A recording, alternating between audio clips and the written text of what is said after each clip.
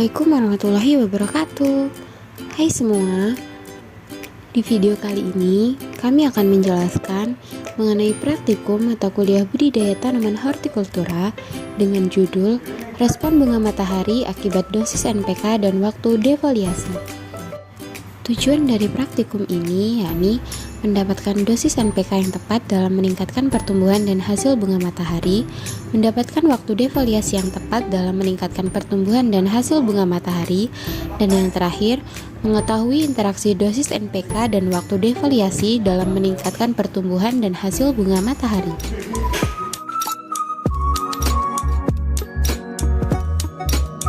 Sebelum melakukan penanaman, yang pertama kali dilakukan yakni menyemai bunga matahari. Untuk persemaiannya sendiri itu menggunakan tanah, kompos, dan arang sekam dengan perbandingan 1:1:1. Kemudian setelah semuanya tercampur, tanah dimasukkan ke dalam plastik kecil dan dialasi dengan nampan. Setelah itu, masing-masing dari plastik diisi 3 butir benih matahari karena tidak semua benih dari bunga matahari dapat tumbuh dan berkembang dengan baik.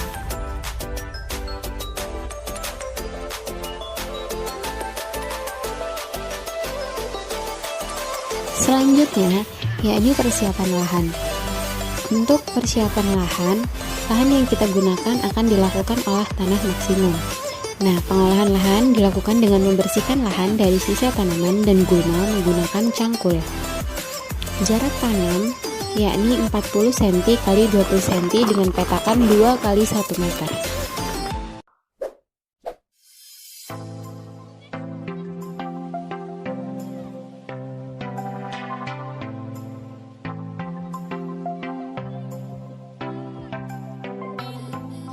Selanjutnya yakni pemberian pupuk kandang.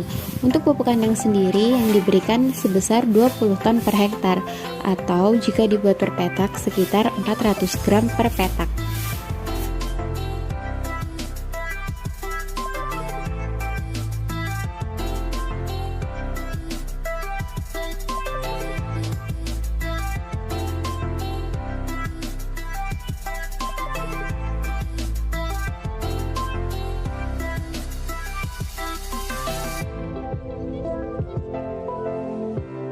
Setelah tanaman disemai kurang lebih 2 minggu atau ketika tanaman telah tumbuh daun sebanyak 2 helai, tanaman bunga matahari dipindahkan ke petakan yang telah disiapkan.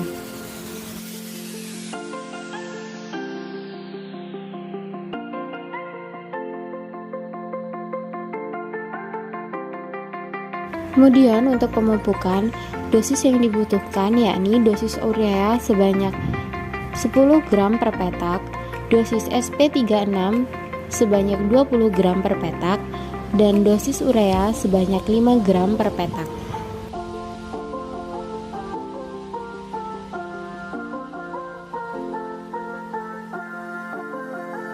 Untuk penyiraman bunga matahari disesuaikan dengan keadaan cuaca dan kelembapan tanah. Apabila cuaca panas dan tanah kering, maka tanaman harus disiram. Namun, ketika hujan atau ketika tanah lembab, tanaman bunga matahari tidak perlu dilakukan penyiraman.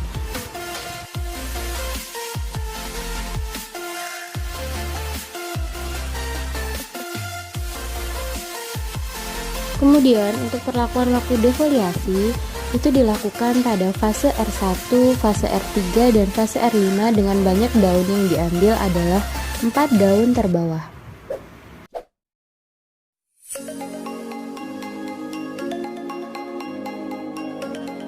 Setelah 35 hari setelah tanam, tanaman destruktif dicabut dan dibawa ke lab untuk dilakukan pengamatan. Pengamatan yang dilakukan yakni menimbang berat basah dari tanaman bunga matahari baik dari batang, daun, dan juga akar. Kemudian dilakukan penjemuran oleh sinar matahari dan selanjutnya dikeringkan menggunakan oven untuk mengetahui berat kering. Setelah itu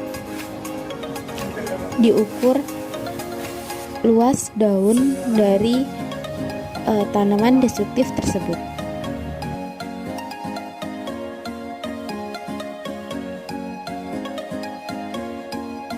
Kemudian setelah tanaman bunga matahari kering, kita melakukan pemanenan. Nah, pada saat proses panen, yang diambil hanya bagian bunga mataharinya saja. Kemudian kita bawa bunga matahari tersebut ke lab untuk dilakukan pengamatan.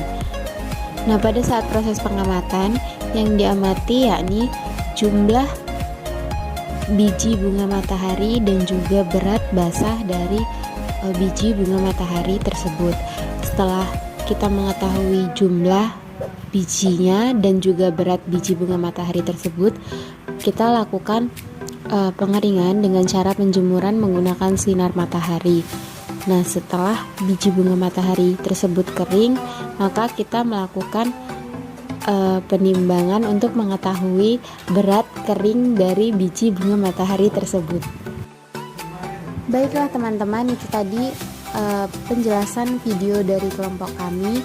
Apabila ada saran, silahkan tulis di kolom komentar ya. Kami akhiri, wassalamualaikum warahmatullahi wabarakatuh.